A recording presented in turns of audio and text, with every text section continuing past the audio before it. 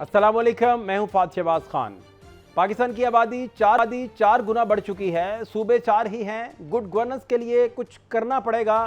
हम hard state नहीं, DGI-SPR। System collapse कर चुका। नौजवानों को लैपटॉप 2 या 4,000 देकर खामोश नहीं किया जा सकता। आप इन्हें नौजवान कहें या काकरोच, अगर ये इकट्ठे हो गए तो हर चीज़ उलट सकते हैं। वज़ीर दाखिला मोहसिन नकवी।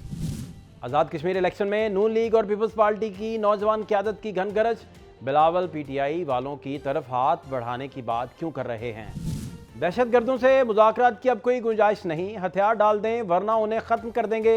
भारत और अफगानिस्तान का मुश्तरका एजेंडा दहशत गर्दी है। DGI-SPR। बलूचिस्तान का मसला वहाँ के सरदार और एलीट हैं। दहशत गर्दों का एक कबीला है जिसका स्टेटस को ये है कि गरीब का बच्चा पढ़े नहीं और हमेशा इनका गुलाम रहे। क्या हकूक़ की बात करने वाले अपने फ़राइज़ से भी आगाह हैं? तर्जमान पाक फ़ौज। DGI-SPR लेफ्टिनेंट जनरल अहमद शरीफ चौधरी ने आज एक अहम न्यूज़ कॉन्फ्रेंस की, जिसमें उन्होंने कहा कि 1972 में हमारी आबादी 7-8 करोड़ थी।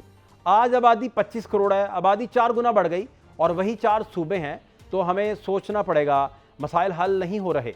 गुड गवर्नेंस के लिए कुछ करना पड़ेगा। उन्होंने मजीद कहा कि अगर अच्छी हुक्मरानी के लिए इंतज़ामी रीसेट की ज़रूरत है तो फिर इसे हो जाना चाहिए। अवाम गवर्नेंस से मुतमईन नहीं तो ठीक, मुतमईन नहीं तो आइन के मुताबिक फैसला करें। जबकि मोहसिन नकवी के बयान से मुतालिक उन्होंने कहा कि ये उनकी ज़ाती राय है। जो वज़ीर दाखिला साहब की स्टेटमेंट है, बिल्कुल उनका ये पर्सनल ओपिनियन है and we don't comment on this things. However, एक चीज़ जो कि इस पे we would like to say that we have been saying earlier also as a primary stake holder in this security कि good governance is key to security and stability of Pakistan. उसके बगैर आपकी मामलात जो हैं वो हल नहीं हो सकते। गुड गवर्नेंस के लिए कुछ करना पड़ेगा।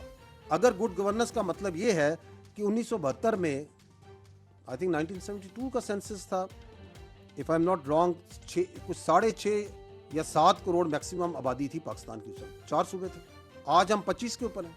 तो अगर अब आपकी आबादी 3 से 4 गुना बढ़ गई और वही 4 सूबे हैं, तो we have to see is it serving good governance. But that debate has to be essentially done by the politicians, by those in power, even those who have been previously in power, and those who are responsible towards this for the people of Pakistan. But the answer lies, it has to be done as per the will of the people of Pakistan. Muslim League नून, पीपल्स पार्टी और ख़ासकर मुक़्तदरा के इंतहाई करीब समझे जाने वाले वफाकी वज़ीर दाखिला मोहसिन नकवी की गुज़श्ता रोज़ की तकरीर का हर सू चर्चा है, जो उन्होंने इकनॉमिक समिट में की थी। और उन्होंने इस सिस्टम को कोलैप्स करने की बात करते हुए कहा कि वज़ीर-ए-आज़म 18 घंटे भी काम कर लें तो ना सिर्फ फायर फाइटिंग कर रहे हैं, नौजवानों को लैपटॉप या 2-4 हज़ार रुपया देकर खामोश नहीं किया जा सकता। आप उन्हें नौजवान कहें या काकरोच कहें, अगर ये इकट्ठे हो गए तो हर चीज़ उलट सकते हैं। ये सिस्टम जिसके अंदर हम रह रहे हैं ये कोलैप्स कर चुका है। आप माने ना माने, एक चीज़ जो 70 साल से घसीट रहे हैं, मैं आज भी कहूँगा जमहूरियत हम सब चाहते हो और मैं उसका सबसे बड़ा सपोर्टर हूँ और रहूँगा। हमारे पॉलिटिकल निज़ाम को चलाने वाले, फंडिंग करने वाले भी यहाँ बैठे हुए हैं। जिस दिन आप लोगों ने फैसला कर लिया कि हमने इस निज़ाम को ठीक करना है, ये निज़ाम ठीक हो जाएगा। हम अपने नौजवानों को पूछें तो सही उनको चाहिए क्या है। वो सिर्फ एक चीज़ मांगते हैं कि अपना निज़ाम ठीक कर लें, हमें इंसाफ मिल जाए, हमें मेरिट मिल जाए, हमें जॉब की अपॉर्चुनिटीज़ मिल जाएं और हमें अगर कहीं सरकारी पे जॉब है तो उस पर हमें जायज़ तरीके से हर चीज़ मिल जाए। वो हम नहीं दे पाते नौजवान को। अब उस नौजवान को आप नौजवान कहें, उसको कॉकरोच कहें, उसको जो मर्ज़ी चीज़ कहें, लेकिन मैं एक चीज़ सबको बताऊंगा, ये कॉकरोच अगर इकट्ठा हो गया तो ये हर चीज़ को उलट सकता है। उसके लिए ज़रूरी है उनकी ख्वाहिश इससे पहले कि वो ज़ाहिर करें, हमें पूरी करनी चाहिए। वो आपसे कुछ और नहीं मांग रहे, वो आपसे कोई टैबलेट या 2-4 हज़ार रुपया महीना नहीं मांग रहे।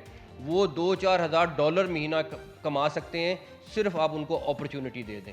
और उसको अपॉर्चुनिटी देने के लिए मैं फिर कहूँगा हमें अपनी चीज़ें ठीक करनी है। उन्होंने मुल्क में नए सूबों, नई इंतजामी इकाइयों के क़याम की तजवीज़ की हिमायत के साथ तमाम सियासी जमातों की क़यादत को दरीना मसाइल हल करने के लिए एक जगह इकट्ठे बैठने का मशवरा दिया। तमाम पॉलिटिकल पार्टीज़ को एक कमरे में बैठना पड़ेगा, चाहे वो एक दिन बैठें, चाहे वो एक महीना बैठें, चाहे वो उसको 1 साल बैठें। उनको इन नए यूनिट सूबों से लेके अपने मुल्क का एक एक इशू बैठ के सेटल करना पड़ेगा। जब तक ये लोग नहीं करेंगे, जब तक ये इकट्ठे नहीं बैठेंगे और इस चीज़ को तब्दील नहीं करेंगे, ये मुल्क इसी हालत में रहेगा।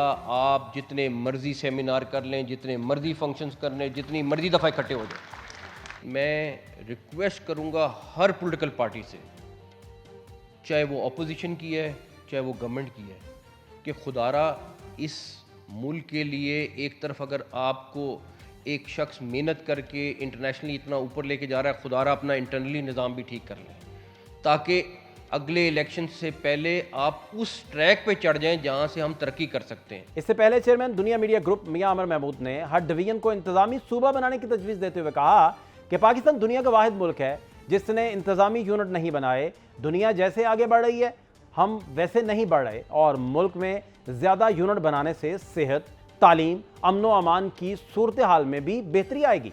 हम हैं ऐसे दुनिया में जिसने पिछले 80 ईयर से अपने एडमिनिस्ट्रेटिव यूनिट्स को नहीं छेड़ा। आप हर डिवीजन को आप सूबा बना दो। अगर इतने एडमिनिस्ट्रेटिव यूनिट्स बनेंगे तो इनका बजट बहुत बढ़ जाएगा, बहुत ज़्यादा खर्च होगा। इसको जब हम कैलकुलेट करते हैं तो एक्चुअली इसके एक्सपेंसेस कम होते हैं। एक साल में अगर हम इसी स्ट्रेंथ के साथ, इन्हीं सैलरीज के साथ चलते रहें जो अभी हैं, फिर भी हम इसमें तकरीबन 350 अरब रुपए का सालाना इसमें सेविंग भी कर सकते हैं और बेटर एडमिनिस्ट्रेटिव यूनिट्स भी बना सकते हैं, जहाँ पे हमें तालीम भी मिले, सेहत भी मिले, इंफ्रास्ट्रक्चर भी मिले और इंसाफ भी। ये आबादी है, अगर आप देखें कि पंजाब 20 मिलियन का सूबा था, सिर्फ 2 करोड़ लोग पंजाब में रहते थे 1951 में जब हमारी पहली सेंसस हुई। सिंध सिर्फ 6 मिलियन आबादी का सूबा था। इसी तरह KPK 5.8 और बलूचिस्तान में सिर्फ 1.1 मिलियन लोग रहते थे। आज उन सब सूबों की आबादी 7 फोल्ड तक बढ़ गई है, लेकिन इंतज़ामी यूनिट हम नहीं बना सके। 2 करोड़ 50 लाख बच्चे वो हैं हमारे जो स्कूल नहीं जा रहे। 40% हमारे बच्चे ऐसे हैं जिनकी स्टंटिंग ग्रोथ हो रही है, जिनको खाना नहीं मिल रहा। सबसे बड़ा मसला मुझे फील हुआ कि जिसको हल होना चाहिए वो आपकी हुकूमत का आपके करीब होना है। अगर हुक्मरान आपके मसाइल को आपके दरमियान रहकर समझ रहे होंगे तो वो उसको हल करेंगे। वफाकी वज़ीर दाखिला की इस गैर मामूली तकरीर पर रद्द-ए-अमल देते हुए वज़ीर दिफा ख्वाजा आसिफ ने कहा कि हाइब्रिड निज़ाम तब्दीली की गारंटी है। 2-3 माह में इसी के तहत बड़े फैसले हो जाएंगे और कराची और गवादर को सूबों की बजाय विफाक का हिस्सा होना चाहिए। तलाल चौधरी ने भी इंतजामी निज़ाम से नए सूबों के क़याम की ज़रूरत पर जोर दिया, जबकि वज़ीर मनसूबाबंदी आहसन इकबाल ने सिस्टम को क्लैप्स करने की इस्तलाह पर एतराज़ करते हुए कहा कि सिस्टम सूबाई मरकज़ियत, NFC अवार्ड्स की कमज़ोरियों और ब्यूरोक्रेसी के शिकंजे से जाम हुआ है। पीपल्स पार्टी के कमरुज़्ज़मान कारा ने नए सूबे बनाने की तजवीज़ पर कहा कि तरीक़ेकार के मुताबिक जहाँ इसकी ज़रूरत हो बनाने चाहिए, हमें इससे कोई मसला नहीं। MQM और सूबा हज़ारा तहरीक ने भी मुल्क में नए सूबों और इंतजामी यूनिट की तजवीज़ का खैर मकदम किया और इसे वक्त की ज़रूरत करार दिया। इसी हवाले से बात करने के लिए साबिक वज़ीर दाखिला सिंध हमारे साथ हैं जी, ब्रिगेडियर हारिस नवाज साहब। किसी तारुफ के मोहताज नहीं है। ब्रिगेडियर साहब बहुत शुक्रिया सर, बड़ी डिटेल से DGI-SPR जो हैं वो प्रेशर दे रहे हैं। फिर उन्होंने कहा कि मोहसिन नकवी साहब जो हैं उनका वो ज़ाती मौक़िफ़ है और उनका कहना था कि पाकिस्तान की जो सिक्योरिटी के लिए गवर्नेंस है वो सबसे ज़्यादा इंपॉर्टेंट है, उसके मसाइल हल होने चाहिए। फिर उन्होंने कहा कि 1972 से हमारी आबादी जो है वो 7 करोड़ थी, हमारी आबादी 25 करोड़ है, तो हमें ये सोचना पड़ेगा, जो यूनिट्स की बात हो रही थी उस कॉन्टेक्स्ट में आबादी 4 गुना बढ़ गई है और वही 4 सूबे हैं, तो हमें ये भी सोचना पड़ेगा अच्छी हुक्मरानी के बगैर मामला हल ही नहीं हो सकते।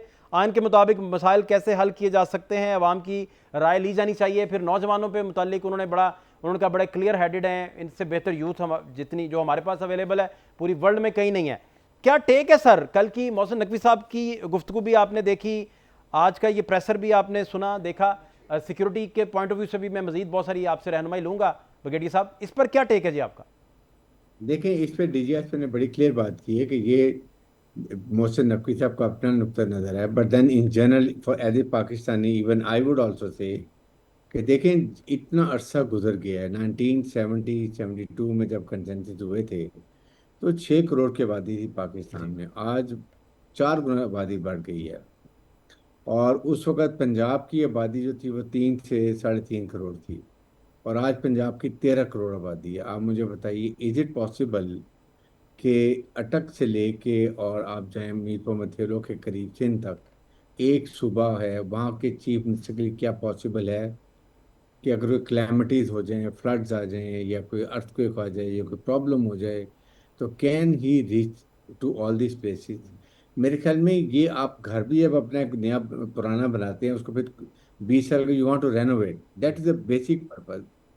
कि आपने अगर पंजाब के मिसाल के तौर पे मैं दे रहा हूँ, और ये पॉलिटिकल डिसीजन है, और पॉलिटिशियन जो होते हैं, जो पब्लिक रिप्रेजेंटेटिव एमएनए और एमपीएस होते हैं, ये अवाम के नुमाइंदे होते हैं। इसका मतलब अवाम की मर्जी के मुताबिक ये फैसला जब भी होगा होना चाहिए, और होगा भी ऐसे ही। कि अगर फिर मिसाल के तौर पे पंजाब के 2 सूबे बनते हैं, और दोनों सूबों में पंजाब के ही चीफ मिनिस्टर लगते हैं, और अगर एक सूबे वहाँ की एक पॉलिटिकल पार्टी जीतती है, तो उसी के दोनों चीफ मिनिस्टर लगेंगे, तो व्हाट इज द इशू? आपके 2 चीफ मिनिस्टर होंगे, 2 चीफ सेक्रेटरीज होंगे, 2 आईजी पुलिस होंगे, आपकी अदालतें नज़दीक होंगी, लोगों को आसानी होंगी, एडमिनिस्ट्रेटिव यूनिट्स होंगे, दे 101 बेनिफिट्स होते हैं इसके। इसमें कौन सा, हाँ अगर ये हो कि ये कहा जाए कि पंजाब के 2 सूबे होंगे, एक चीफ मिनिस्टर जो होगा पंजाब का होगा, एक जो होगा केपीके का होगा, सिंध का, फिर तो बात ठीक है, गलत है। लेकिन दो आपके अपने, तो मेरे ख्याल में ये सोच ये बदलनी चाहिए हमारी। अच्छा ब्रिगेडी ताकि साहब, ये आप क्या समझते हैं कि ये वर्केबल भी रहेगा, और जो मेजर 2 बड़ी पार्टीज हैं, ख़ासतौर पर पीपल्स पार्टी, वो इसको सपोर्ट करेगी और ये चीज़ें बड़ी स्मूथली आगे बढ़ेंगी? और जैसा मोहसिन नकवी साहब ने कल कहा था कि भाई सारे बैठे हैं, चाहे 1 साल के लिए बैठे, कुछ तय करना पड़ेगा, तो वो शायद सिस्टम को, जब सारे का सारा उसको कह रहे थे कि ये सिस्टम कोलैप्स कर चुका है, तो इसका फिर आउटकम आप इसका क्या देखते हैं? वर्केबल प्लान क्या होंगे? पॉसिबल कैसे होगा सारा इन पॉलिटिकल स्टेक होल्डर्स के होते हुए? देखें, ये पॉलिटिकल पार्टीज ने ही डिसाइड करना है, क्योंकि देखें पॉलिटिशियंस, एमएनए एमपीए, ये पब्लिक रिप्रेजेंटेटिव्स होते हैं। अवाम अपने नुमाइंदे चुनती है कि उनके लिए फैसला करें, तो उनकी मर्जी के मुताबिक ही होगी ये बात, जब भी होगी। और आई एम श्योर कि पीपल्स पार्टी को, पीएमएलएन को, बाकी पॉलिटिकल पार्टी को, किसी को इतराज़ नहीं होगा। अगर फॉर इंस्टेंस यहाँ सिंध में अगर 2 सूबों की बात होती है, बट नॉट कि कराची अलग सूबा होगा, but Karachi should be part of एक 2 डिवीजन मिला के, 3 डिवीजन मिला के एक 2 सूबे कर दिए जाएं, और 2 सिंध के ही चीफ मिनिस्टर हों, और पीपल्स पार्टी के ही हों, तो देयर इज नो इशू, लोगों को आसानी होगी। इसी तरह केपीके की और बलूचिस्तान के हो सकते हैं। तो मेरा नहीं ख्याल कि सिर्फ द ओनली थिंग इज इसको डिबेट करें, और जिनकी सजेशन है अगर फेडरल लेवल के ऊपर, तो वो आप असेंबली में लेकर आएँ, आप प्रोविंशियल असेंबली में लेके जाएं, वहाँ पर उनको अपनी ब्रीफिंग दें, फिर वहाँ पर एमएनए एमपीएस की जो अपने पॉइंट नुक्ता नज़र है वो सुने, कन्विंस करें या गेट कन्विंस, और उसके बाद अमल होना चाहिए। इट हैज़ टू बी, ये पॉलिटिकल तरीके से, ये कोई मतलब है, ये उनका इंडिविजुअल है, लेकिन मैं जो पाकिस्तानी, कोई भी पाकिस्तानी आई वुड से कि ये होना चाहिए कि छोटे सूबे हों, और उसमें ज़्यादा एडमिनिस्ट्रेटिव आसानी होगी, आवाम को आसानी होगी हर लिहाज से, तो इसमें कोई हर्ज नहीं। But it decision rest with the politicians, और अवामी नुमाइंदे जो होते हैं एमएनए एमपीएस, वो बैठ कर डिबेट करें, और उसके बाद जो कंसेंसस हो उसको अडॉप्ट करें। अच्छा, दूसरा उन्होंने कहा कि भारत और अफगानिस्तान तालिबान का जो डीएनए है वो एक है, भारत आका है और अफगान तालिबान इसके गुलाम हैं। फिर बड़ी डिटेल्स डिस्कशन उनका बलूचिस्तान में जो दहशतगर्दी के वाक़यात हैं, इसको आप क्या ब्रिगेडी साहब समझते हैं? कैसे मुमकिन होगा कि इस नेक्सिस को तोड़ा भी जा सके और साथ में ओवरकम भी किया जा सके? देखें, ये डीजीएसपी ने बिल्कुल सही बात की, और बड़े अफसोस की बात है अफगान तालिबान रजीम की, और जिस तरीके से वो इंडिया जो हमारा दुश्मन है, मुसलमानों का दुश्मन है, बल्कि ग्लोबल टेररिस्ट मुल्क है, आप उसके साथ जाके कटजुर करिए अपने हमसाया मुल्क के साथ, जहाँ जिसकी सरहदें आपके साथ हैं, वो आपकी सरहदें भी आपके साथ नहीं हैं। अफगानी पढ़ने हमारे पास आते हैं, हमारे जब बीमार होते हैं हमारे भी इलाज के लिए आते हैं, उसके बाद कारोबार हमारे साथ करते हैं, हर चीज़ हम फैसिलिटेट करते हैं। हमने उनकी कहाँ कहाँ मदद नहीं की है, और उसके बाद इस तरह की बात की जाए तो ये बड़े अफसोस की बात है। लेकिन इसके साथ ये देखें कि इन्होंने जब ये अफगान एग्रीमेंट हुआ था दोहा में, तो वहाँ इन्होंने, अफगान तालिबान रजीम ने ये कहा था कि हम 6 महीने के अंदर यहाँ पर transparent, free and fair democratic election करेंगे, अफगान अवाम अपनी मर्जी की हुकूमत चुनेंगे। That is the recipe. आपका 14-15 का टोला बैठ के लूट मार कर रहा है, पैसा समेट रहा है, जमा कर रहा है। इंसानी हकूक ने अभी यूनाइटेड नेशन की 2 दिन पहले रिपोर्ट आई है कि जी क्या ह्यूमन राइट वायलेशन हो रही हैं, वॉर क्राइम्स हो रहे हैं, खवातीन के साथ जुल्म बर्बियत हो रहा है, बच्चों का इत्तेसाल हो रहा है, बच्चों को तालीम नहीं दी जा रही है, वहाँ कंस्ट्रक्शन नहीं हो रही है, वहाँ पर अपने मस्जिदों के अंदर जो है वो शियों के साथ क्या हो रहा है, हर चीज़ का जिक्र है। फिजिकल पनिशमेंट दी जा रही है, आनेसरी जो इस्लाम में नहीं भी है, इस्लाम की गलत तशरीह दी जा बहुत रही है। शुक्रिया जी ब्रिगेडियर हारिस नवाज साहब, बड़ी डिटेल से अपना पॉइंट ऑफ व्यू दे रहे थे। प्रोग्राम में एक ब्रेक शामिल करेंगे, हमारे साथ रहिए।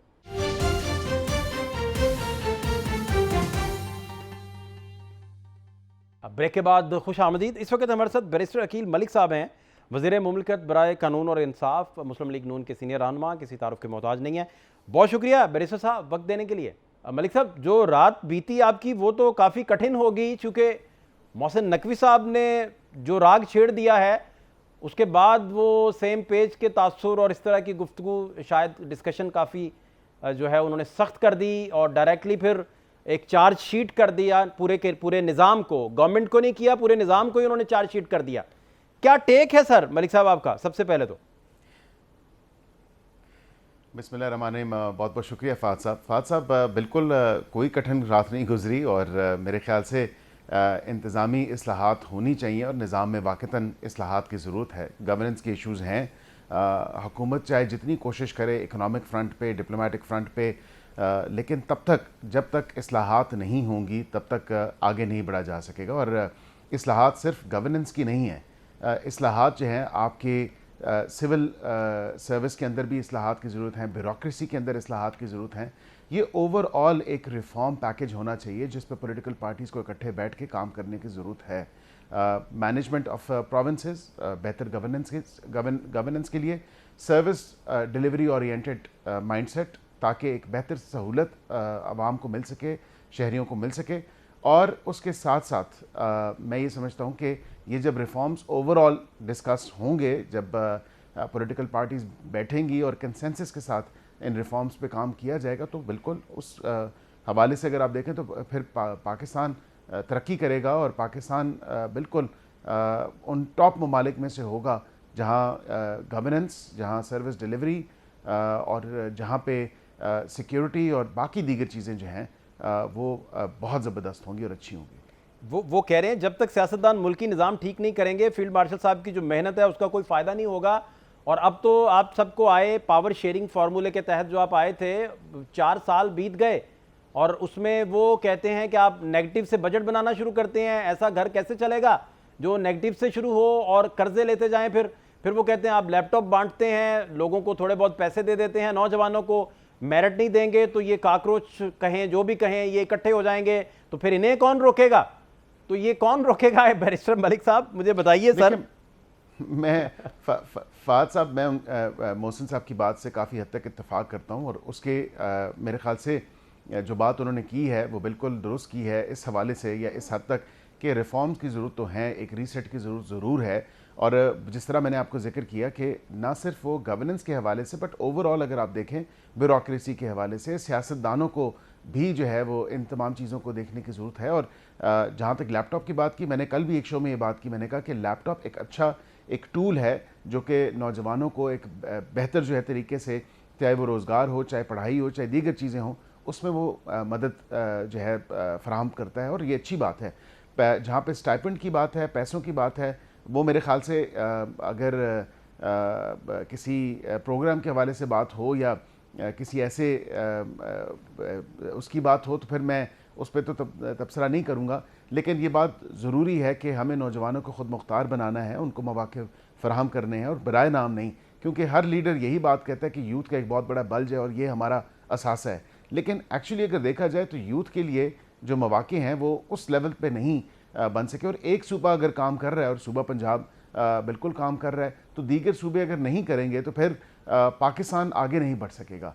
एक सूबे के काम करने से, एक सूबे की मेहनत करने से जो है वो शॉर्टफॉल या डेफिसिट जो है या वो तरक्की उस तरह नहीं हो सकेगी। और ये भी बात उन्होंने ठीक की जब आप IMF के प्रोग्राम में होते हैं और वफाक IMF से पैसे लेता है, कर्ज लेता है, फिर सूबों में जो है वो पैसे तकसीम होते हैं, तो बिल्कुल ये बात दुरुस्त है उनकी कि आप कर्जे से शुरू करते हैं और ऑलरेडी आप डेफिसिट में होते हैं और कर्ज पहले से चढ़ा होता है, तो वाक़तन घर किस तरह चल सकता है। तो इसकी हमें ज़रूरत है कि इसको किस तरह एड्रेस किया जाए। वो टैक्सेशन रिफॉर्म्स हुकूमत ने बिल्कुल किए, लेकिन उसके साथ मैं समझता हूँ कि हर शहरी की भी ये जिम्मेदारी है कि वो पाकिस्तानी होने का सबूत दे और पाकिस्तानी बन के जो है इस तमाम तर चीज़ों के ऊपर आगे बढ़ने की ज़रूरत है, ना कि किसी लासानी बुनियादों पे, ना कि किसी जो है कास्ट, क्रीड, रंग, नस्ल या मज़हब के हवाले से। हमें पाकिस्तानी बन के आगे बढ़ना है और अपनी कंट्रीब्यूशन इस मुल्क के लिए हमें अब वो वक्त आ चुका है कि हम कंट्रीब्यूट करें। अच्छा, ये उन्होंने बात यहाँ रोकी नहीं, इससे बात बहुत बढ़ गई। आपका जो नून लीग के सरदार हैं वो तो शहबाज शरीफ साहब हैं, तो उन्होंने कहा कि भाई ये 18 घंटे भी काम कर लें तो कुछ हो नहीं सकता।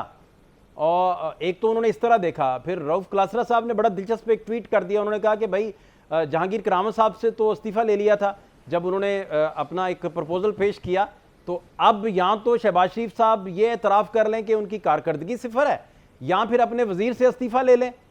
ये रिफॉर्म्स की तो वो बात ही नहीं कर रहे, वो किस तरफ इशारा कर रहे हैं? आपका क्या ख्याल है एग्जैक्टली वो क्या कह रहे हैं?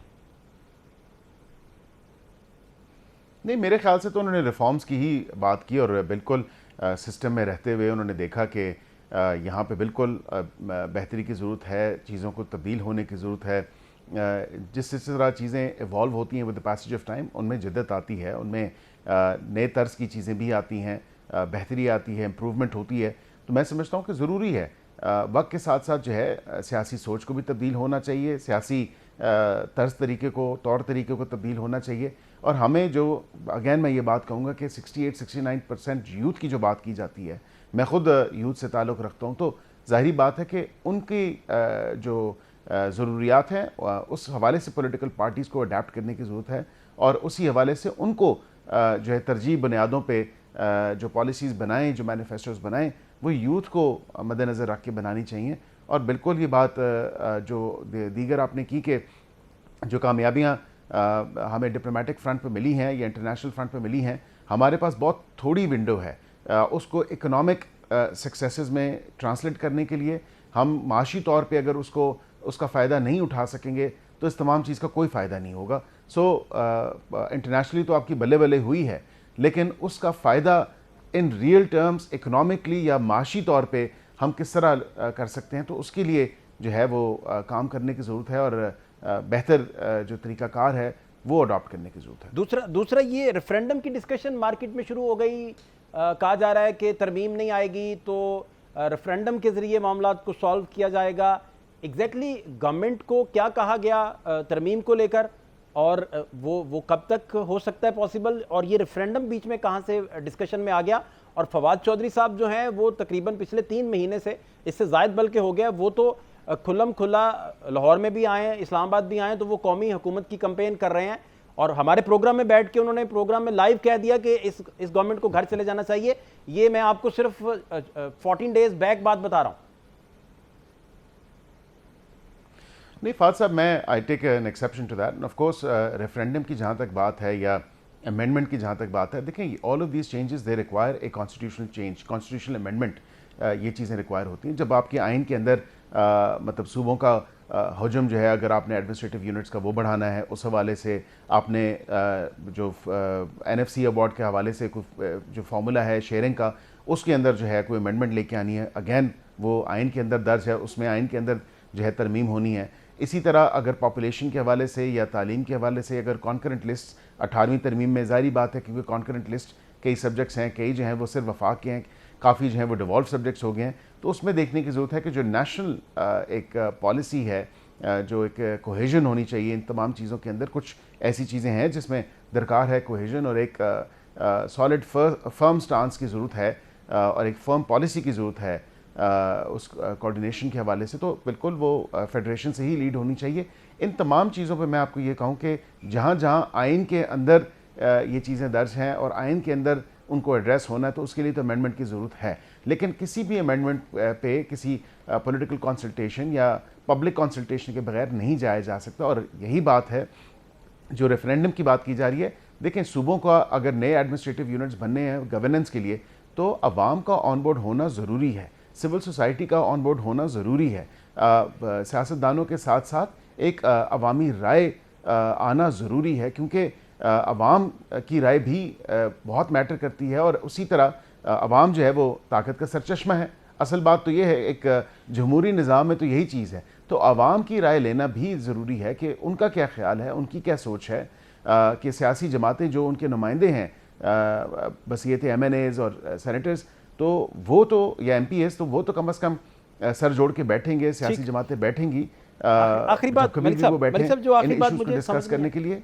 जी, आखिरी बात जो आपसे समझना चाह रहे हैं कि प्राइम मिनिस्टर ऑफिस जो है ये कोई प्रेस रिलीज करके क्या इसे बताना नहीं चाहिए कि वज़ीर दाखिला साहब ने प्राइम मिनिस्टर साहब को रिटर्न में कभी कुछ ऐसा बताया, या मीटिंग्स में या प्राइवेट मीटिंग्स में वो पिछले साल से या 6 महीने से बार बार ये प्रपोजल दे रहे थे, और फिर उन्होंने जब देखा कि प्राइम मिनिस्टर उनकी कोई बात नहीं सुन रहे तो उन्होंने फिर सबके सामने ये बात कर दी, और तलबी उनकी करनी चाहिए या पास बुलाना चाहिए, क्योंकि प्राइम मिनिस्टर जो हैं बड़े नरम दिल के हैं, तलबी तो वो नहीं करते। तो चलें वज़ीर दाखिला को पास बिठा के चाय चुए पीते हुए एक तस्वीर जारी करनी चाहिए और पता चले कि भाई हंसी खुशी रहने लगे। इस तरह का कोई मैकेनिज्म, कोई प्लान है, या आप फ़कत वजाहतें देंगे उनके कल के स्टेटमेंट्स की?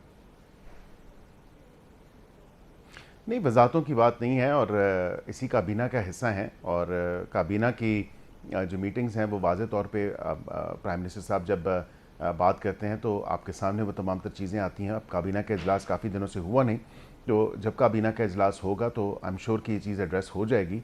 लेकिन इसके अलावा भी अगर देखें तो उनकी प्राइम मिनिस्टर के साथ रेगुलर मुलाकातें होती हैं, और गाए बगाए मुख्तलिफ़ चीज़ों पे, मुख्तलिफ़ अमूर पे डिस्कशंस भी होती हैं, और ये आई एम श्योर के बात डिस्कस हुई होगी उनके साथ, और ये चीज़ जो है सामने ज़ेर बहस ज़ेर गौर ज़रूर आई होगी at any sort of stage.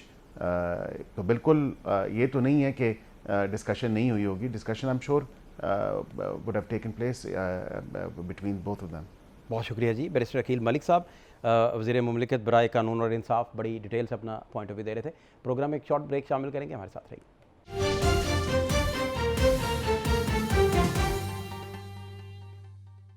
Break के बाद खुश आमदीद हसन मुर्जा साहब ने ज्वाइन हमें किया जी, पीपल्स पार्टी से ताल्लुक़ है, बड़ा सीनियर रहनुमा है, किसी तारुफ के मोहताज नहीं है। बहुत शुक्रिया हसन साहब। हसन भाई, ये यकदम मोहसिन नकवी साहब का जो स्टेटमेंट्स हैं जिसमें वो कहते हैं कि हम जिस सिस्टम में रह रहे हैं वो तबाह हो चुका है, फिर वो इंतज़ामी यूनिट की बात करते हैं, फिर सूबों की बात करते हैं। जब तक सियासतदान मुल्की निज़ाम ठीक नहीं करेंगे, फील्ड मार्शल की मेहनत जो है उसका वो कोई कहते हैं कि कोई फ़ायदा नहीं है। फिर उन्होंने कहा प्राइम मिनिस्टर 18 घंटे भी काम कर लें तो ये सिस्टम ही डिलीवर नहीं कर सकेगा। तो आपका क्या टेक है? सबसे पहले तो मैं ये जानना चाह रहा हूँ कि आप पीपल्स पार्टी से उनके इस जो तकरीर है, जो उन्होंने कहा मैं सियासी तकरीर करने जा रहा हूँ, पीपल्स पार्टी से किस नज़र से देख रही है? बहुत शुक्रिया भाई। ये गुजारिश ये है कि वज़ीर दाखिला साहब का यह बयान है, किसी आम सियासतदान का या किसी अपोजिशन लीडर का ये बयान नहीं है, बड़ा अहमियत का हामिल है। और फिर उसके साथ उन्होंने तज़किरा किया कि ये वज़ीर आज़म साहब जो हैं वो अगर 18 घंटे भी काम कर लें तो ये रिज़ल्ट्स नहीं आ सकते। फील्ड मार्शल साहब का उन्होंने ज़िक्र किया कि उनकी जितनी भी मेहनत है वो रायगां जाएगी अगर हम सूबों की तरफ ना जाएं। तो उसका नाम आप सूबा कह लें या उसको बाकी कुछ और भी उन्होंने कहा। तो सोचने वाली चीज़ है। पाकिस्तान पीपल्स पार्टी यकीनन इस पे बड़े गहरे कंसर्न रखती है, और मैं समझता हूँ कि इसके लिए तो हमें अपनी CEC की तरफ जाना होगा, और वहाँ पे वही हमारा फोरम है, उस पे बैठ के हम इस पे सर जोड़ने की ज़रूरत है कि ये बयान कहाँ से आया, कैसे आया। अचानक उस वक्त आया जिस वक्त कश्मीर के अंदर इलेक्शंस हो रहे हैं और एक पॉलिटिकल पार्टी को जो है वो सपोर्ट किया जा रहा है इलेक्शन कमीशन की जानिब से, और कश्मीर के कोई आम हालात भी नहीं हैं। अगर मारूजी हालात के मुताबिक उसको देखा जाए या उसके तनाजुर में उसको देखा जाए तो इस वक्त ये बयान बड़ी अहमियत का हामिल है। दूसरी तरफ पाकिस्तान पीपल्स पार्टी हक़ हाकमियत की बात कर रही है, हक़ मलकियत की बात कर रही है, हक़ रोज़गार की बात कर रही है, और पाकिस्तान पीपल्स पार्टी भी अपने नौजवान को एड्रेस कर रही है। और इस बयान के अंदर भी नौजवान कहा गया या उसको कॉकरोच कह ले, तो मैं नहीं समझता कि ये कोई आम बयान है, महज एक सियासी बात है या एक तकरीब के अंदर एक बातों में से बात होगी। नहीं, ये अच्छा यकीनन हसन भाई, मैं जो आपसे समझना चाह रहा हूं, चूंकि दोनों पार्टीज जो हैं वो इलेक्शन में चलें, नारेबाजी करें या एक दूसरे के खिलाफ बयानबाजी करें, वो तो बात एक समझ आती है कि, लेकिन पावर शेयरिंग फार्मूले से लेकर एक दूसरे का तहफ़्फ़ुज़ करने तक, एक दूसरे को बचाने तक, फिर पीडीएम का सिलसिला जब शुरू हुआ, जब आप अदम एतमाद लेके आते हैं इमरान खान साहब के खिलाफ, वहां से ये सारी पार्टियां इकट्ठ है इनका। और इस इकट्ठ के बाद मोहसिन नकवी साहब की स्टेटमेंट्स को आप क्या देखेंगे कि वो जो दोनों पार्टीज के लिए सेम पेज का एक था फॉर्मूला कि भाई सेम पेज है, हमारे साथ हैं सारे, और सारे पावरफुल लोग भी हमारे साथ हैं, उसको डैमेज समझा जाए या इसका कोई और आप नतीजा अख्ज़ करेंगे? नहीं, देखिए, सबसे पहले तो ऐसी जो ये बड़ी संजीदा बात है, इस पे मोहसिन नकवी साहब से पूछना चाहिए कि उन्होंने ये बात किस पैराए में की। ये बात महज मोहसिन नकवी साहब की हद तक या उनकी सोच नहीं है। ये बात कहीं और से आई है, और उस वक्त आई है जब पहले मौजूदा यूनिट्स जो हैं उन सारों में आप हालात अगर देख लें ना, केपी के हालात देख लें, वहाँ भी कोई अच्छे हालात नहीं है।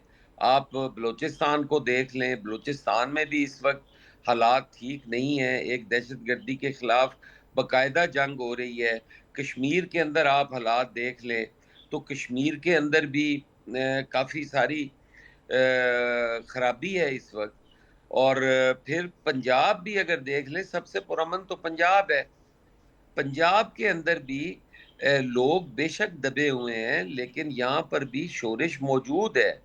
अगर इस किस्म की बात इन हालात में की जाए और वजीर दाखिला की जानिब से आए, तो वो यकीनन किसी चीज़ का पेश ख़ैमा है, वो महज़ एक बात नहीं है। तो इस पे सबसे पहले तो उनसे राय लेनी चाहिए कि उन्होंने ये किस पैराए में बात की।